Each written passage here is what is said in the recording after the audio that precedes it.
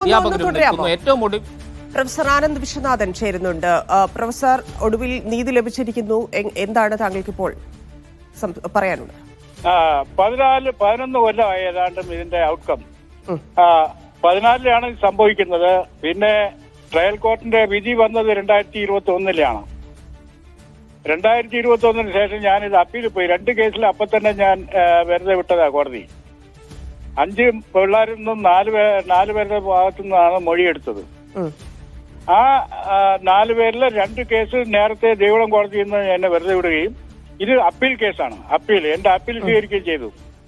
എനിക്ക് കുറച്ച് വിശ്വാസം ഉണ്ടായിരുന്നു. കാരണം എന്ന് വെച്ച് കഴിഞ്ഞാല് കോപ്പി എഡിറ്റ് മാത്രമല്ല, ഈ പിള്ളേരെ കൊണ്ട് ഇങ്ങനെ ഒരു സംഭവം പറയിപ്പിച്ചതിന്റെ പുറയിലെ രാഷ്ട്രീയ വൈരാഗ്യം തന്നെയാണ്. അതാണ് വിദ്യാർത്ഥികൾക്കുള്ള ഒരു പക മാത്രമായിരുന്നു, ഇല്ലെങ്കിൽ ആ പ്രതികാര ബുദ്ധിയിൽ നിന്നുണ്ടായത് മാത്രമല്ല, അതിനപ്പുറത്തേക്ക് ഇതിൽ രാഷ്ട്രീയം കൂടി ഉണ്ട് എന്നുള്ളത് താങ്കൾ നേരത്തെ പറയുന്നത്, ഇല്ലെങ്കിൽ റിപ്പോർട്ടുകളിലൊക്കെ നമ്മൾ കണ്ടതാണ്. അതിന്റെ വിശദാംശങ്ങൾ ഏത് തരത്തിലാണ് വിദ്യാർത്ഥികൾക്ക് രാഷ്ട്രീയമായി ഇതിൽ പിന്തുണ ലഭിച്ചിട്ടുള്ളത്? അവര് തന്നെ കോടതിയിൽ തന്നെ മൊഴി കൊടുക്കുന്നത് തന്നെ അങ്ങനെയാണല്ലോ. ഈ പരാതി എഴുതപ്പെട്ടത് CPIM പാർട്ടീസിൽ വെച്ചിട്ടെന്നല്ലേ. അതായത് അവരുടെ ഡിപ്പോസിഷൻസ് തന്നെയാണ് എന്റെ വാലിഡ് ആയിട്ടുള്ള ഡോക്യുമെന്റ് ആയത്.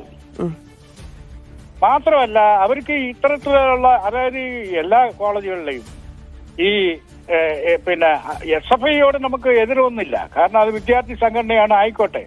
പക്ഷേ ഒരു അരാജകത്വത്തിനെ കൂട്ടുനിൽക്കാൻ പാടില്ല. മനസ്സിലായി. ഈ കഴിഞ്ഞ 11 വർഷം താങ്കൾ നേരിട്ട വെല്ലുവിളികൾ, താങ്കൾ നേരിട്ട ഭീഷണികൾ, താങ്കളുടെ ജീവിതം അതെങ്ങനെയായിരുന്നു? എന്റെ ജീവിതം, ഞാനെന്ന് പറയപ്പെടുന്നത് തോട്ട മേഖലയിൽ നിന്ന് വന്ന ആളാണ്. അതുകൊണ്ട് എനിക്ക് ബുദ്ധിമുട്ടില്ല. എന്റെ കുടുംബം നേരത്തെ ഇത് മനസ്സിലാക്കിയ ഒരു വ്യാജ പരാതിയാണ്.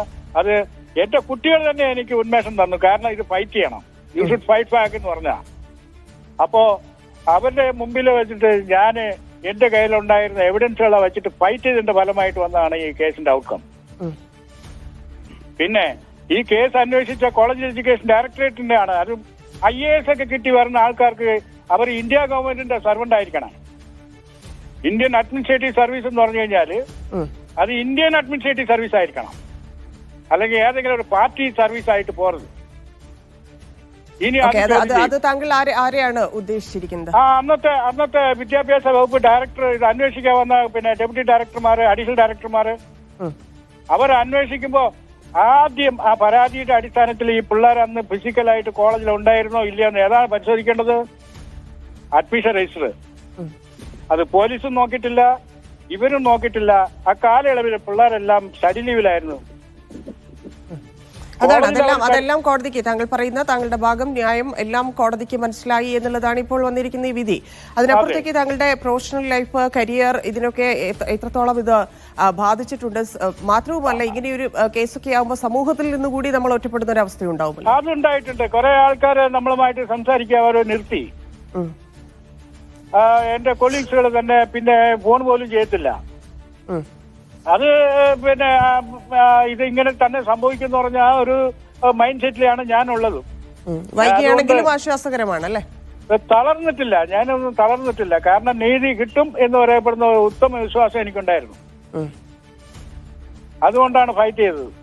ശരി, നന്ദി പ്രൊഫസർ. Thank you.